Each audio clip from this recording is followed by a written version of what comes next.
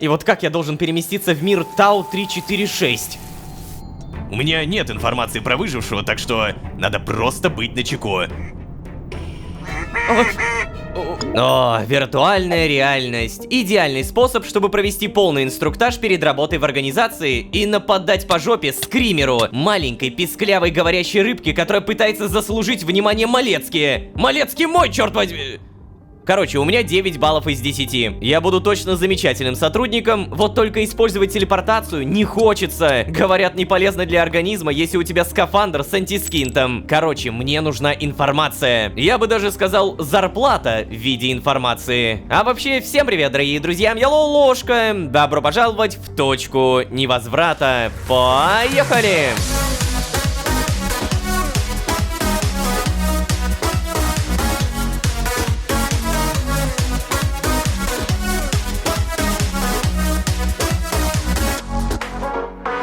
И снова всем привет, дорогие друзья, я Лолошка. Добро пожаловать в точку невозврата. Сезон, в котором мы не провалили тест. Мы молодцы, ребята. Да, инструкции, потом еще инструкции. А далее самое сладенькое практическое задание в виртуальной реальности. Если коротко, то тема такая: как нужно вести себя сотруднику организации, чтобы убить выжившего и не спалиться самому. Мы задание выполнили на 9 из 10. Все более чем чудесно. А вот у другого новичка по имени Скример, если верить Малецке, проблемы какие-то. Про меня сказали: мало того, что ты с первой попытки сдал, ты еще и с таким результатом. Надо сказать, я впечатлен. Это все приятно, правда, но я напомню, Лая, мы все еще не поговорили с ней, поэтому одеваемся, тут же прописываем Брунус. И, пожалуйста, Лая. Да ты брось, опять, серьезно? Сколько можно не появляться? Ладно, здесь я даже проверять ничего не буду, сразу Малус. Перейдем к более приятным новостям. Дамы и господа, в нашей семье пополнение. Слайми 2! У-ху-ху! Привет! Наконец-то у братика появился братик. Или у сестренки сестренка. Ну ладно, это не важно. Главное, что теперь у меня будет больше слизи. Клянусь, я не знаю, зачем эта слизь нужна, но я уверен, что она понадобится, если я буду прокачивать модули дальше. Пока что я могу разве что, ну не знаю, взять желе, покушать немного, далее прибрать это обратно. И все. Еды пока предостаточно. Братика номер 3 сделаем чуть позже. Давайте, ребят, пока. Короче, с самого начала серии у меня шикарный What? Подожди. А что он делает? Малецкий? Я стучал. Никто не ответил, и я зашел. Да, привет, Малецкий. Конечно, ведь именно так принято делать, когда тебе не отвечают на стук, да?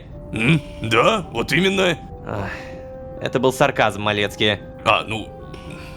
Слушай, я был совсем ребенком, когда я последний раз жил в обычном обществе. А в общежитии у штурмовиков нет никакой приватности от своего командира. А я напомню тебе, я все-таки твой командир, Тихо, мы с тобой не в общежитии, и контракт у меня временный. Ну знаешь Да ладно, зачем ты пришел? У тебя очередное обучение какое-то? Да нет, инструктаж-то уже прошел. Хотя есть еще парочка вещей, которые я бы хотел добавить не по протоколу, а от себя. Я хотел поговорить с тобой вот об этом. О чем? О моих скафандрах, что ли? Ну, да. Я не стану выспрашивать, откуда они у тебя или как ты их сделал. В конце концов, это проблема других отделов, а не моего. Я просто хочу напомнить тебе, Лолошка, что это единственное, что обеспечивает тебе сейчас жизнь за пределами бункера. Ну, какое потрясающее наблюдение, Малецкий. Сам бы я никогда не додумался, спасибо. Слушай, хватит с меня твоего сарказма. Ты единственный, кто смог... Да, я понял. Я единственный такой случай в этой вашей организации. Весь такой особенный. Я это по несколько раз от каждого из вас уже слышал. Ну, плохо слушал, значит. Ой-ой-ой. Ложка. Все протоколы в организации написаны для существ, отвязанных от времени. Все процедуры, выработанные последователем улучшением алгоритмов, придуманы для тех, кто не может умереть обычными способами. Да, я понимаю. Смерть — это последствия времени. Если ты становишься параллелен времени, привычная смерть для тебя невозможна. Но, как ты уже понял, это не твой случай. И, насколько я знаю, кстати, Ты даже более смертен, чем твой друг-бог... Короче, как там его звали? Слушай, Лолошка, я прошу тебя, ради тебя же самого и моей карьеры, не делай глупостей, умоляю. Ай. Если я потеряю такого агента, как ты, я не знаю, что со мной сделают. Это будет катастрофой для всей организации. Ведь, возможно, ты первый шаг к изменениям. К изменениям, которые казались невозможными все эти километры пути. Короче, забудь все, что я только что сказал. У тебя первое задание, с которым ты должен будешь справиться сам. Что? Уже? Ага, прикинь. Обычно у стажеров должно пройти хотя бы 90 вылазок с инструктором. Все-таки быть штурмовиком непростая работа. Это сиделкам не страшно совершить ошибку. Просто перепишут протокол или отчетность, и все. А вот если ошибемся мы, под угрозой секретность всей организации. Да. Поэтому я так и не понял, почему тебе решили уже сейчас поручить самостоятельное задание. Но, вероятно, это потому, что они считают тебя подающим надежды и очень особенным. А меня не только непревзойденным исполнителем, но и блестящим инструктором. Ну, не знаю. Слушай, Кацпер, ты не обижайся на меня, но у меня такое ощущение, что за этим должно быть что-то еще. Не может быть все так просто. Ну, не знаю. В наши должностные инструкции не входит обдумывание и обсуждение рабочих задач. Но если ты думаешь, что кто-то хочет, чтобы ты провалился, постарайся не провалиться, чтобы утереть там всем носы. Да. Так, сейчас. Вот, значит, в этот раз между ветками прыгать не придется, даже перемещаться во времени, только в другой мир. Странная ситуация с этим выжившим какая-то. Что? Что там такое? Да, обычно новых выживших в ветках не может появиться. Поэтому, например, твой случай такой редкий и странный. Так, сейчас. Короче, фактически конец времени происходит в ветке не одномоментно, а распространяется. От конца времен до момента, в котором ветка началась. Чего? Ну, блин, такое обычно новичкам не рассказывают, даже отвязанным. Хотя им как раз мы могли бы показать прямо на примере. Хе-хе-хе. Хочешь прогуляться, а? Что? Ну, нет, я только вернулся в бункер. Так, а ну-ка, как твой инструктор и старший по званию, говорю, ты хочешь прогуляться? Что? Блин, я же даже не подготовился. Короче, Лолошка, после того, как ты догадался и нашел камеры в бункере во второй раз, безопасники перестали лепить там тебе камеры. Но я не могу быть уверен, что там нет прослушки. Ладно. Я уже понял, зачем ты меня из бункера вытащил. Угу. Давай за мной. Ничего себе. А я тебе нравлюсь, да? Короче, представь себе фитиль у бомбы. Сейчас будет пояснение за конец времени, да? Как ты знаешь, у фитиля есть конец. Это конец времен. Есть момент в пространстве времени, когда конец наступает абсолютно всему. Попасть туда не могут даже сотрудники организации, Лолошка, потому что это, конец. Не только времени, но и пространства. И вот представь, что конец фитиля подожгли. Так. Огонек медленно съедает фитиль от конца к самой бомбе. Именно так же движется конец времени в ветке. Это движение измеряется не только во времени, но и в пространстве. Поэтому мы в Синклите тоже должны его придерживаться. Мы начинаем зачистку с конца времени и постепенно движемся к точке начала ветки. Поэтому в той части, где ветка уже зачищена, не может появиться новых выживших. Но вот, появился. Я понял. Давайте я чуть своими словами поясню. Вот представьте вот такой вот отрезок. Это начало, это конец. Когда происходит конец времени движется от конца к началу. И организация постепенно зачищает всех выживших также от конца к началу. Допустим, ветка, в которой мы сейчас находимся, опять же, допустим, вот такая жирная ветка, и мы сейчас находимся где-то здесь, в середине. Следовательно, от конца времени и до середины конца времени никаких выживших уже быть не может. А вот от середины и до начала этой ветки выжившие еще могут быть. Но теперь Малецкий говорит, что каким-то боком вот здесь, между концом и серединой, появился кто-то. Ага, и вот это интересно. Ну давай, рассказывай. И вот теперь представь, этот случай дают тебе, новичку-стажеру, который хоть и сдал инструктаж блестяще, но еще пороху не нюхал, раз у нас тут аллегории с бомбами. Да. Возможно, это какая-то ошибка в документации, и мы просто скоро увидим сигнал об отмене твоей миссии. Ведь через пару километров в отделе предписаний должны были догадаться, что что-то идет не так. Сейчас даже проверю. Да нет. Почему-то реально до сих пор никто не пишет. Что ж такое? Может быть, они решили дать тебе эту задачу, потому что, не знаю, тебе проще будет попасть туда. Так. Знаешь, Лолошка, что я сейчас вспомнил? Да, мы, когда с тобой разговаривали в первый или второй раз, ты тогда сказал... ты попал сюда уже после конца света, так? Ну да. Кажется, что-то подобное я говорил. Просто я же тогда не придал значения твоим словам, потому что, в целом не понимал, как с тобой говорить. И мне казалось, что ты на инопланетном разговариваешь. Не то чтобы в моей практике мне часто приходилось общаться с привязанными. Короче, сейчас я вот вспомнил об этом и... Лолошка, ты же теперь понимаешь, почему появление после конца света новых выживших невозможно? Ну, да, понимаю. Но также понимаю, что оно возможно. Так, а вот теперь расскажи. Что? Почему? Поделиться своими догадками, перевести тему, предложить Малецкому догадаться самому. Ну, поделиться? Малецкий, дело в том, что я был во вневременной пустоши. Что? Да, судя по всему, бежал в далекое будущее вместо прошлого, куда хотел отправиться.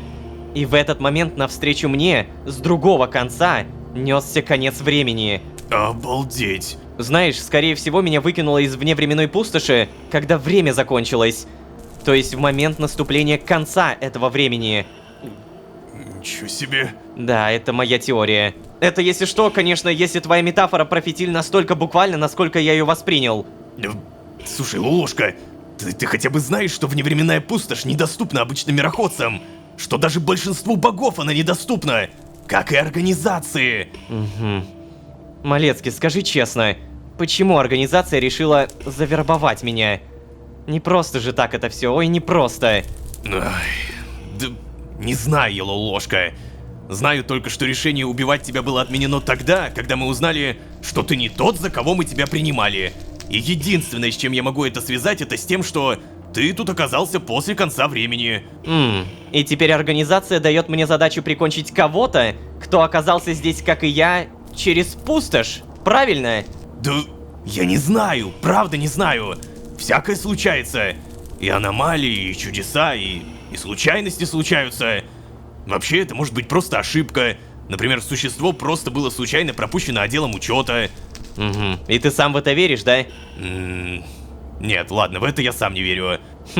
Знаешь, для человека, который так искренне верит в организацию, ты что-то много в ней сомневаешься.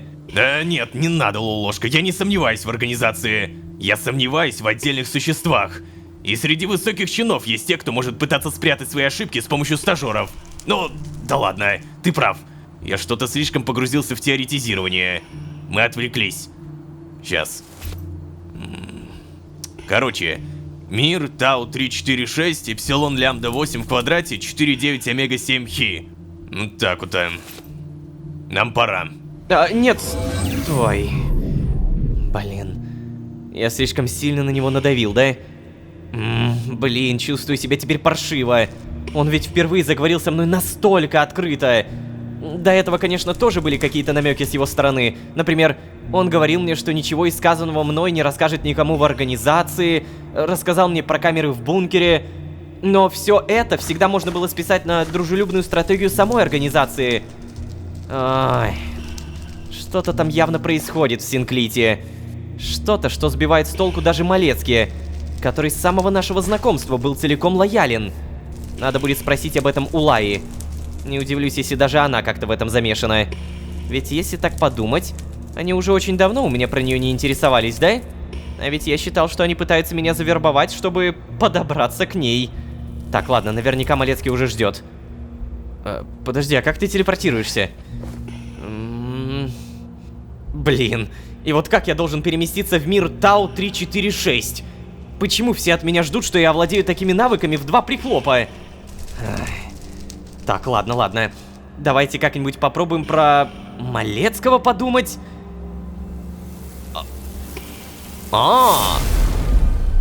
Реально?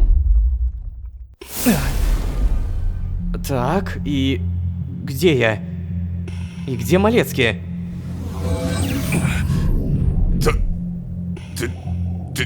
что здесь делаешь-то? Ты сосредоточься, ложка. Еще раз. Мир, Тау 346, Эпсилон Лямбда 8 в квадрате, 49 Омега 7 Хи. Угу. Да уж. Знаешь, ложка, если это была какая-то шутка, то крайне неудачная. Что? Шутка? Какая шутка, Малецкий? Ну, а для чего ты сейчас это сделал, а? Как тебе удалось это? Малецкий, я не понимаю, Ах. о чё... Это я сейчас не понимаю, это... Я не понимаю, что ты делал в моем мире. В моей комнате. Что? То есть, нет, Кацпер, я клянусь, я понятия не имел. Я просто не знал, как мне попасть куда надо и решил попробовать отправиться за тобой. Всего-то. Да, ладно уж, проехали. Теперь я, кажется, понимаю, почему задание дали стажеру. Это камерный мир. Все, что ты видишь, это весь мир и есть, если что. Ты уже бывал в таком? Нет. Выглядит немного сюрреалистично, да? Ну... Есть такое. Но я, если честно, уже привык. Запомни, в камерных мирах часто происходят какие-то аномалии. Сложность работы с такими местами заключается в том, чтобы не быть обнаруженными. У меня нет информации про выжившего, так что надо просто быть начеку. Я вмешиваться не буду, но буду наблюдать, чтобы, если что, подскочить и помочь. Понял? Учти, ложка, если что-то пойдет не так, я должен буду отразить это в отчете. Удачи! Вот так вот, а? Ё-моё, и такие миры существуют, офигеть! Привет. Чё, прям вот так наблюдать будешь? Блин, ну у меня заряд тратится, допустим. Чё делать-то, Малецкий? Вау, как интересно.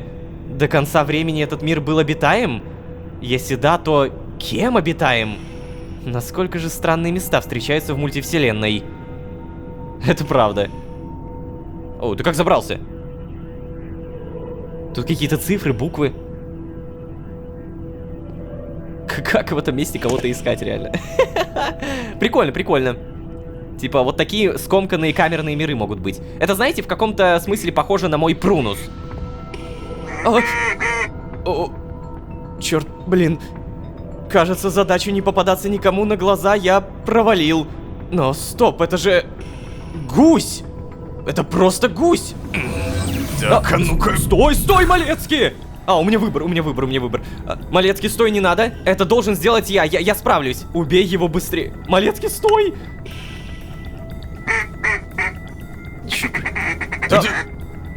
Ложка, ты что творишь? Но нет, подожди, это же просто гусь. Ты сейчас шутишь надо мной?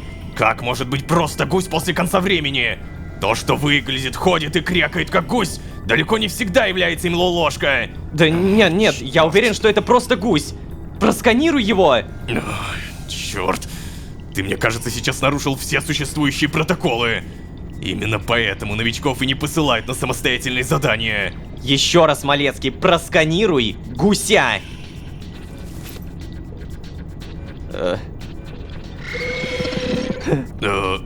Так, ладно, слушай, я понятия не имею, что происходит, но... Это реально просто гусь. Вот, я же говорил. Только... Что мы будем делать с ним? Ну... Так... Ну знаешь, от того, что это просто гусь, наша задача же не меняется. Если ты сейчас завершишь дело, я не стану упоминать в отчете, что ты выдал себя.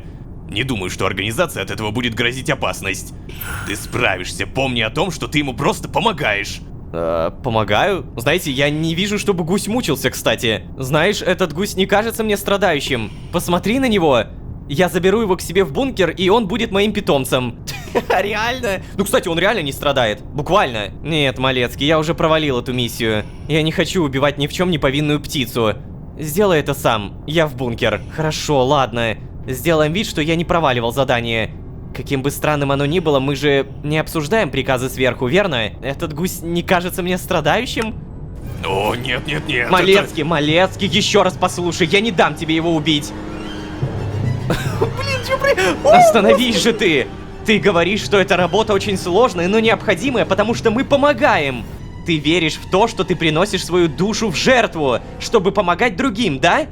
И в ситуации с Хэттентепом я с тобой даже... правда, я согласен с тобой. Но здесь-то, Малецкий, это обычная птица, которая не показывает никаких признаков страданий. Неужели для нее не будет лучше жить в моем бункере? Ложка, Каспер, прошу тебя.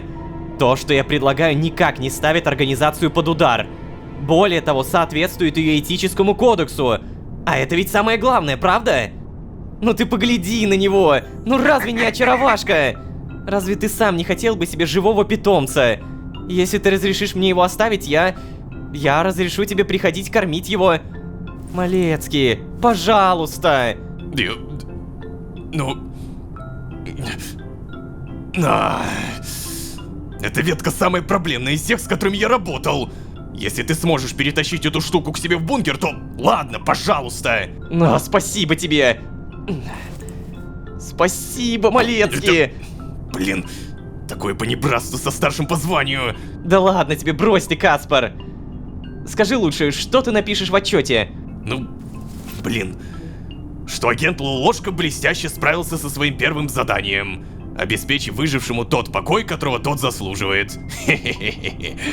В работе стажер использовал свою смекалку и опирался на этический кодекс организации, продемонстрировав тем самым великолепное знание протоколов и принципов нашей работы. О, а я погляжу, ты спец в написании подобного. Ну, это далеко не первый мой отчет, Лолошка. Ладно, увидимся в бункере. Я должен убедиться, что все пройдет гладко. Спасибо. Все-таки я не ошибался в Малецке. Он действительно понимающий... мужик. Так, ладно, что мне с тобой делать-то? Как мне переместить тебя с собой? Может попробовать использовать магию, как я сделал в симуляции? Только, да, в этот раз я использую магию искры. Не зря же я первый, правда? Поднять гуся. Подожди. А вдруг тут утка какая-нибудь? Я не знаю, как этот гусь здесь выжил. Знаете, у меня такое ощущение, что это какая-то проверка уже не меня, а Малецкий. Как будто бы организация начинает подозревать в чем-то Малецкий, и вот таким вот образом идет проверка на, опять же, вот какую-то этическую норму. Не, ну реально, какой к черту гусь? Почему он живой? Кто это мог сделать? И самое главное, почему организация не отменяет это задание? Ощущение такое, что утки здесь нет. Потому что если бы была, то я бы, наверное, нашел ее слишком быстро. Знаете, просто если мне нужно забираться куда-то наверх, то у меня просто заряда не хватит. В этом проблема. Вот здесь вроде как можно пропрыгать, но забраться дальше нельзя. Вот там... Нет, подожди, здесь нельзя забраться. Ладно, короче, я просто рискну. Давай, уточка. Ой, в смысле, гусь. Я каждый раз тебя уткой называю. Гусь, точно. Здорово. А ну-ка. Сюда. Ай! Черт. Кажется, переход обратно дался мне нелегко. Эй, Ложка, ты как? Ты в порядке? Ты как себя чувствуешь? Ой, блин. Я очень рад, что зачистка прошла без проблем. Неудивительно, что организация поручила такую задачу тебе. Это было очень легко, и ты справился отлично. Можешь отдохнуть до следующей задачи. Только прошу тебя, будь осторожен.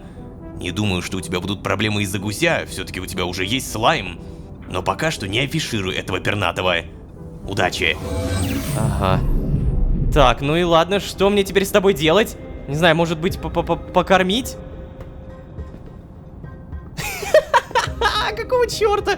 Так, ладно, вообще на самом деле не смешно, что угасание искры, вы заметили, да, когда я только телепортировался, мне уже было пипец как плохо. Каждый раз новая телепортация все хуже и хуже. И в этот раз у меня даже тело красное. Не оранжевое, а именно красное. Как будто бы скоро мы поймем, что... О, это визуальный баг. У меня уже 2 серии подряд, это краснота. Не знаю, как убрать. Короче, как будто бы скоро нам будет полная жопа от того, что мы телепортируемся и телепортируемся. Все, немножко полечились. Как мне покормить тебя? Гусь. Хочу тебя уткой назвать, но ты же гусь, да? Это пипец какой-то. Живой гусь. Как ты выжил? Как ты, черт возьми, выжил? Я правда не понимаю. Ударить нельзя. Взаимодействовать нельзя. Но раз у нас вообще пошла тема про еду... Ребят, я, помните, в самом начале начал говорить про хорошие новости, когда еще Малецкий здесь стоял. Так вот, я до этой серии сделал... это. Красота, ляпота. Убираем все, что было, берем все, что лежало, и... Задание модуль пищеблока 2 выполнено. Это было быстро, согласитесь. И модуль пищеблока, материалы улучшить.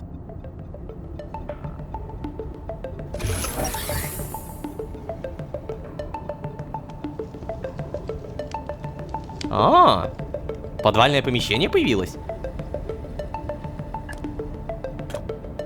Ой-ой-ой. Ты посмотри, сколько тут запасов. Что?